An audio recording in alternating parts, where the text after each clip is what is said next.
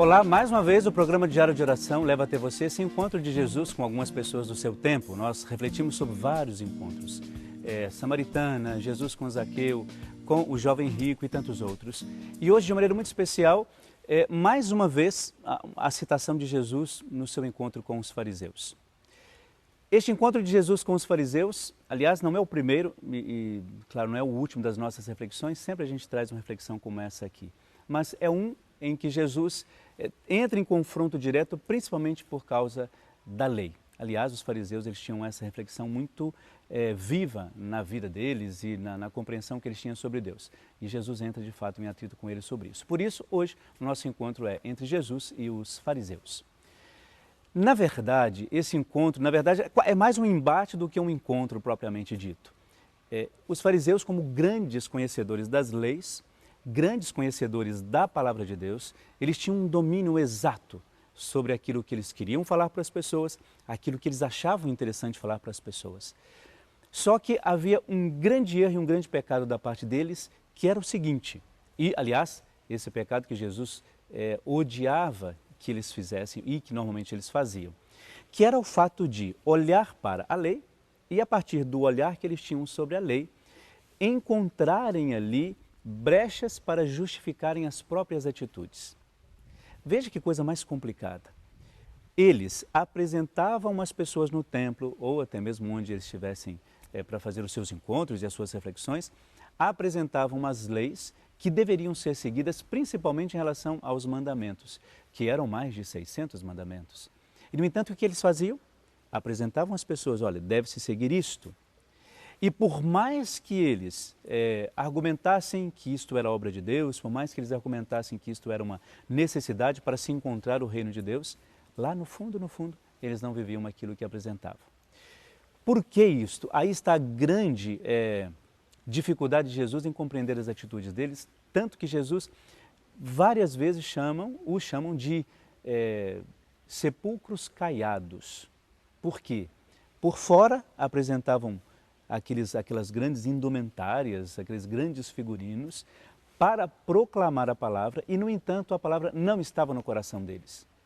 Então, todas as vezes que você ler na palavra de Deus, que de fato esse encontro com Jesus tinha alguma coisa relacionada à lei, pode saber que é isso. Jesus queria que eles, antes de falar da lei, vivessem e praticassem, obviamente, aquilo que a lei exigia. E neste encontro de hoje, nesse versículo que você acompanha, é uma pergunta sobre a questão do divórcio, porque eles queriam que Jesus, de fato, desse algumas referências que eles queriam sobre duas escolas que existiam naquele tempo. Não dá para a gente mencionar tudo isso aqui. Mas eles queriam que Jesus definisse, olha, eu pertenço a essa escola e ela diz isso sobre divórcio, pertenço àquela outra e ela diz isso sobre divórcio. Jesus não cai nessa arapuca formada por eles.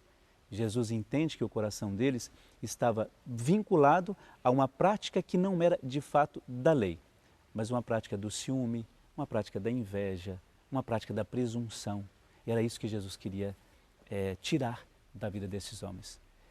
Por isso Jesus ironicamente diz a eles assim nesse trecho que você tem: acaso não lestes na Escritura que isso...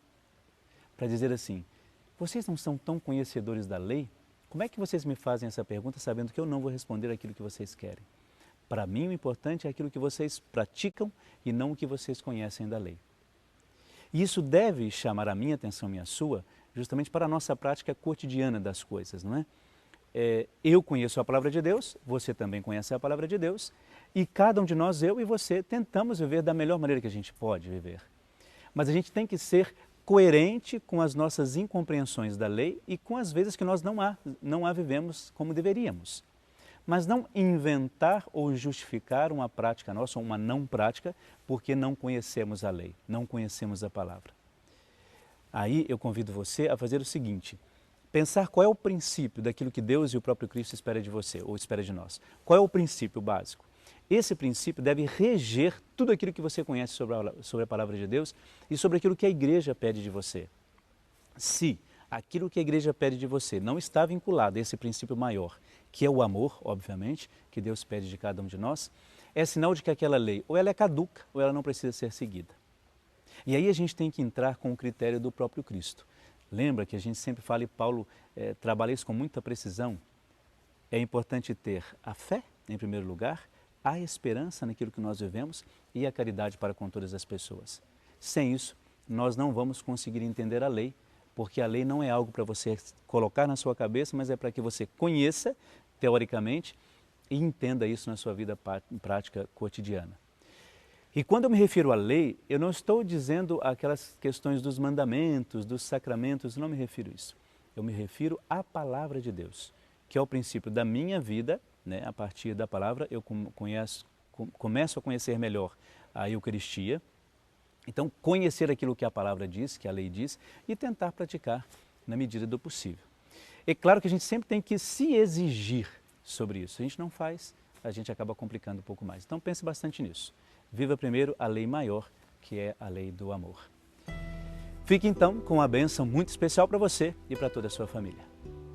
Senhor nosso Deus, que enviastes o vosso Filho ao mundo para carregar as nossas enfermidades e levar sobre si as nossas dores, nós vos suplicamos pelos nossos irmãos que estão doentes, para que com a paciência fortalecida e a esperança renovada, supere a doença por vossa bênção e volte a ter saúde por vossa ajuda. Por Cristo nosso Senhor. Amém. O Senhor Jesus, que passou pelo mundo fazendo bem e curando a todos, nos conserve com saúde. Amém. Sobre todos nós descerá sempre a bênção de Deus, Ele que nos ama e que nos protege sempre. Amém. A todos os nossos irmãos enfermos, a todas as famílias que têm os seus irmãos que estão enfermos, recebam a bênção não só os nossos irmãos doentes, mas todos aqueles que de uma maneira ou de outra cuidam desses doentes e que também cuidam, segundo a nossa espiritualidade, do próprio Cristo. Por isso é muito importante que nesta bênção coloque no seu coração todos os seus irmãos e irmãs que neste momento ou nesse dia estão passando por momentos de doença, de enfermidades, para que eles sejam restabelecidos cada vez mais e possam receber a graça plena do nosso Deus. Tudo isso nós vos apresentamos, Senhor nosso Deus, por Jesus Cristo, que convosco vive e reina na unidade do Espírito Santo. A bênção de Deus Todo-Poderoso, o Deus que é Pai, Filho e Espírito Santo. Amém.